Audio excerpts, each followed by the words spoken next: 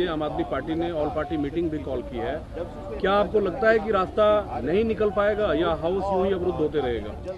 रास्ता निकालने के लिए ही सदन के भीतर, कैबिनेट के भीतर माननीय मंत्रियों ने, माननीय मुख्यमंत्री जी ने अपने लेवल पर सारी जितनी भी उनसे प्रयास हो सकते थे वो सारे तमाम प्रयास करे।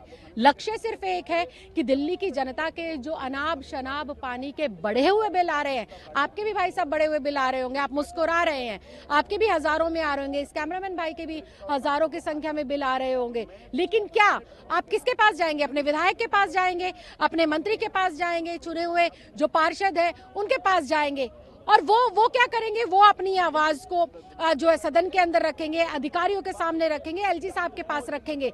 हमने हर प्रयास किया जो हम कर सकते थे एक नियमित तंत्र के माध्यम से।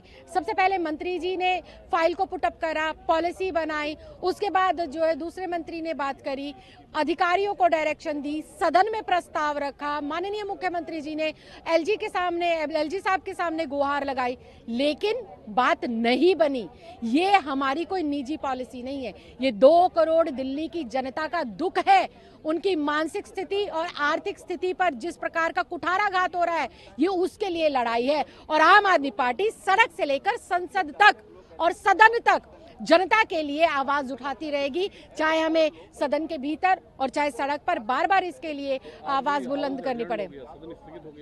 नहीं, जब तक अभी हम जो है, आपने ही बताया 4 बजे ऑल पार्टी मीटिंग है, उस दिन भी अगर आपने माननीय मुख्यमंत्री जी के भाषण को सुना हो तो उन्होंने बिल्कुल साफ शब्दों में विदुड़ी जी को कहा कि आप भी चलिए और हम भी चलते हैं, एलजी साहब से बात करते हैं। ये एक संदेश ही तो देना होता है कि भाई ये दिल्ली की जनता के विषय पर दलगत राजनीति से ऊपर उठकर आप और हम एक होकर ये जो अनाप शनाप पानी के बिल है इनको ठीक कराएं, वन टाइम सेटलमेंट स्कीम को लेकर आए। और दिल्ली की जनता इच्छुक है। अगर आपका 2 लाख रुपए का बिल है और अगर वो 20-25 हजार रुपए में सेटल हो रहा है तो क्या भाई साहब आप नहीं कराना चाहेंगे? कराना चाहेंगे ना।